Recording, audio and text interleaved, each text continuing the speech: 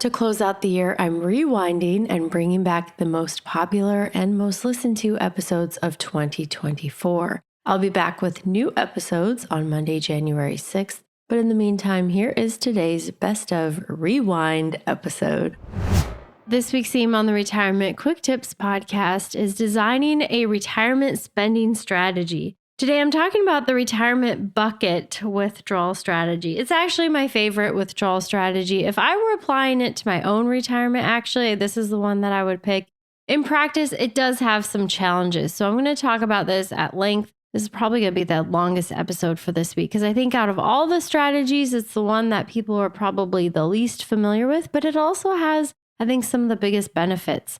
So the bucket strategy involves holding 3 different buckets of money, with each one covering a different segment of your retirement or a different time period.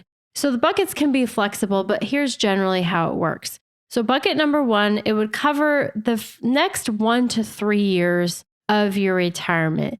The money in this bucket, it is safe, it is secure, it's not going to be subject to any wild swings in the market. So you would hold cash or money market, short-term CDs, some short-term liquid and safe bond investments here. Basically, its purpose is to cover your cash needs for the next 1 to 3 years. So you would never need to touch your other investments during a market downturn. Because even if the downturn is severe, you're unlikely to ever withdraw money from your portfolio because your first bucket covers you for the next 3 years. Now, one of the drawbacks of this strategy is this first bucket, because most people, they do not have enough of a financial cushion to set aside fully 3 years of money in very conservative liquid cash-like investments. They just don't have the resources to be able to set aside that much money in that bucket, and they need their full portfolio value available to them to withdraw from. But if you have enough assets, this strategy works quite well. The other downside is that you need to try to predict your actual spending. So yeah, you set aside money for the next 3 years or so of living, but how much are you going to spend over the next 3 years? Can you tell me that?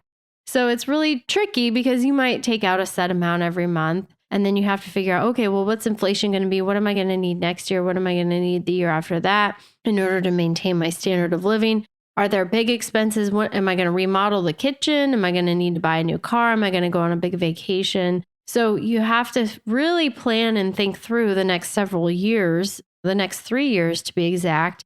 That can be challenging to do. So you'll need extra cash for emergencies too, and be able to accurately calculate what you're going to spend over the next 2 to 3 years. And then depending on your level of risk tolerance, the second bucket would include more conservative, lower risk investments. This is basically like your bond portfolio. And that would be for the next 4 to 7 years. And then the third bucket would have your more aggressive, growth-oriented investments, i.e. stocks. And that has the longest time horizon at 8+ years. So you match the investments with the time horizon of each bucket.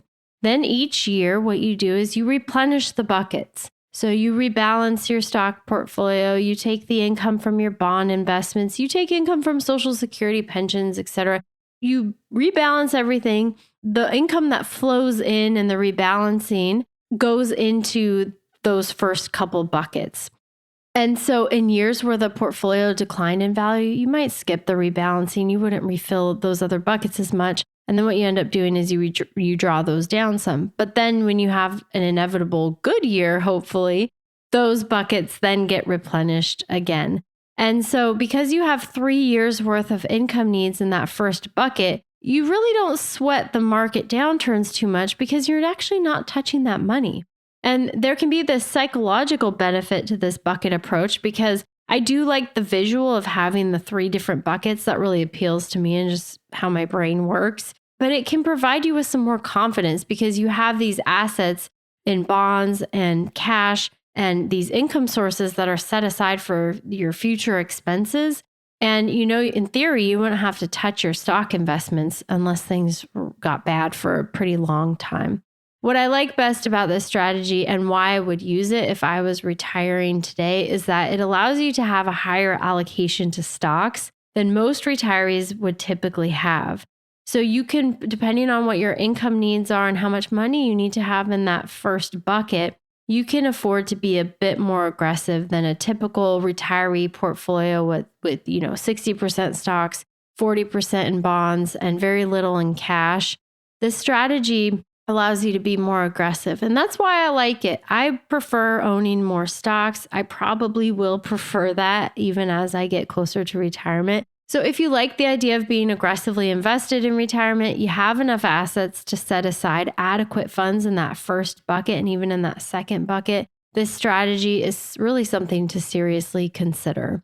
All right, that's it for today. Thank you so much for listening. My name is Ashley Michike, and this is the Retirement Quick Tips Podcast.